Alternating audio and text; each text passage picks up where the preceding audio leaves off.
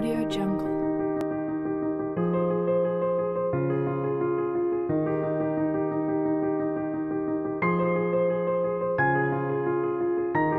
Audio Jungle.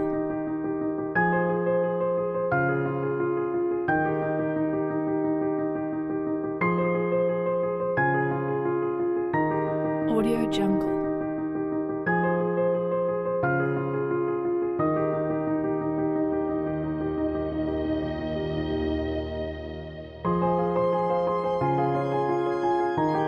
Audio Jungle.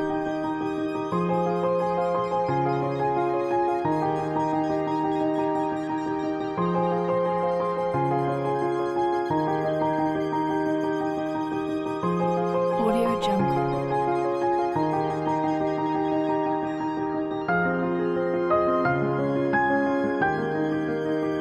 Munculnya nasionalisme Mesir memberi efek domino pada berbagai kawasan lain di Asia Barat Daya. Oleh sebab itu, munculnya negara-negara atau nation state di kawasan Asia Barat Daya tidak bisa dilepaskan dari pengaruh nasionalisme Mesir. Mesir negara di bagian timur laut Afrika. Di sebelah utara dibatasi Laut Tengah, di sebelah timur Laut Merah dan Israel, di sebelah selatan Sudan dan di sebelah barat Libya. Luasnya 1 juta kilometer kubik, tetapi sebagian besar terdiri dari gurun. Penduduknya rapat sekali. Batas-batas Mesir tidak menuntut cetakan alam. Tapal batas melintasi gurun yang sukar dimasuki. Mesir dapat dibagi menjadi 4 daerah. 1. Semenanjung Sinai, daerah yang tandus dan bergunung-gunung.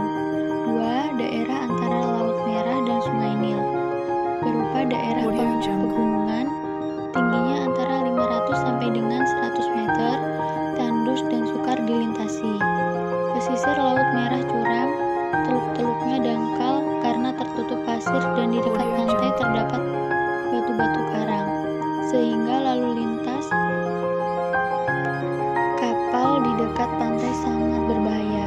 Karena itu di sana tidak terdapat pelabuhan-pelabuhan besar. Audio Jungle. Yang ketiga, gurun Libya di sebelah barat Sungai Nil. 4. Lembah Sungai Nil.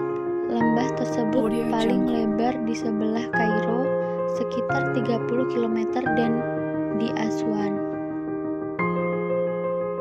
Pada tahun 1798 sampai dengan 1799, Napoleon Bonaparte tiba di Mesir, di mana dimulai dari diketahuinya oleh Napoleon bahwa India merupakan sumber kekayaan dan kekuatan bagi mereka yang menjajahnya.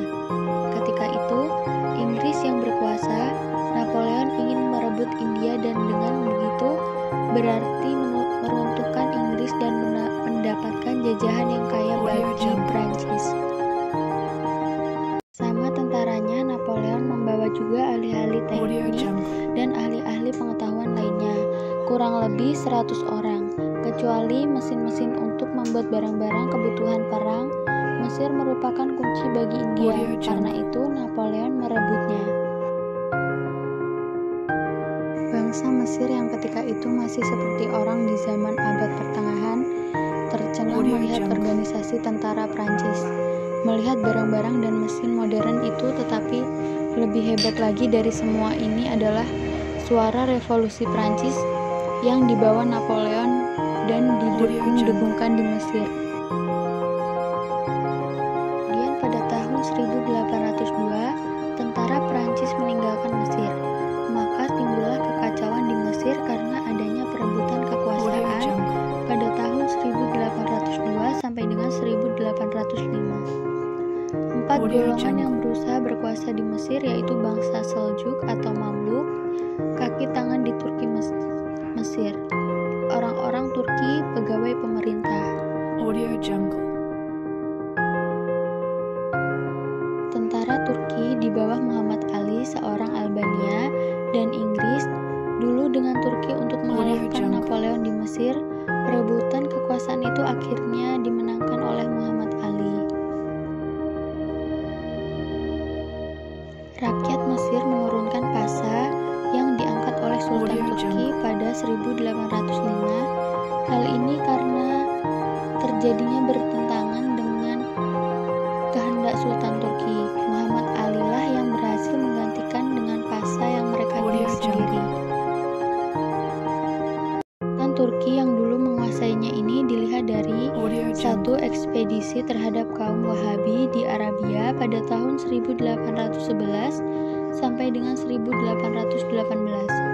Yang kedua, Mesir menduduki Sudan pada tahun 1820 sampai dengan 1822. Yang ketiga, Perang Kemerdekaan Yunani pada tahun 1821 sampai dengan 1829. Peristiwa-peristiwa ini menginsyafkan bangsa Mesir bahwa mereka pada hakikatnya lebih kuat daripada Turki, sehingga timbullah keinginan untuk merdeka.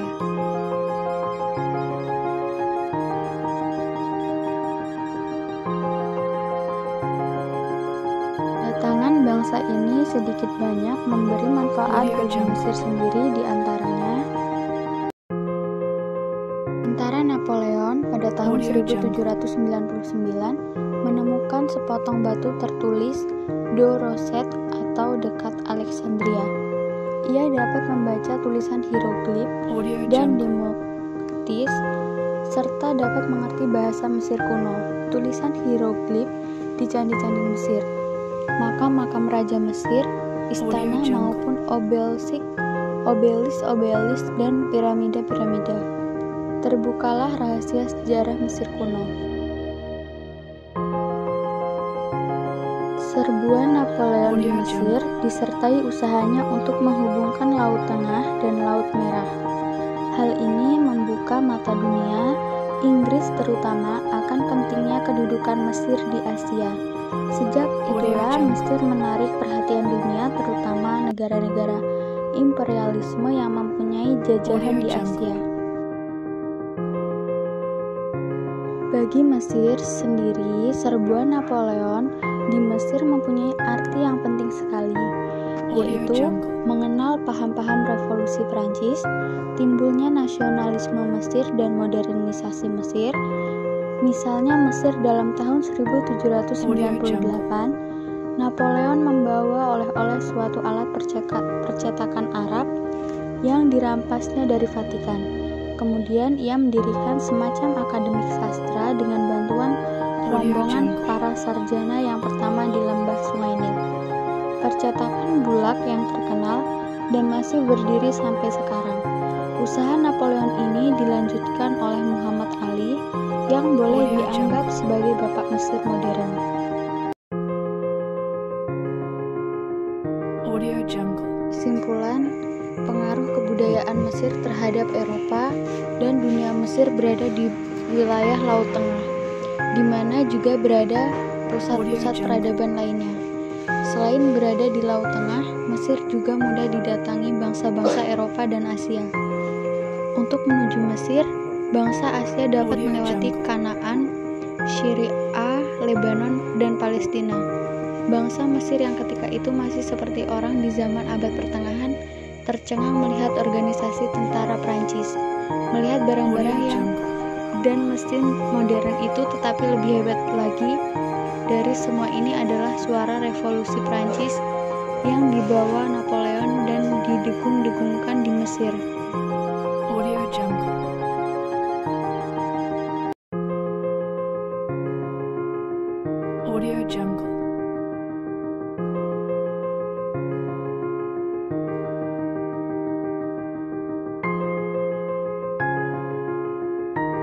Audio Jungle.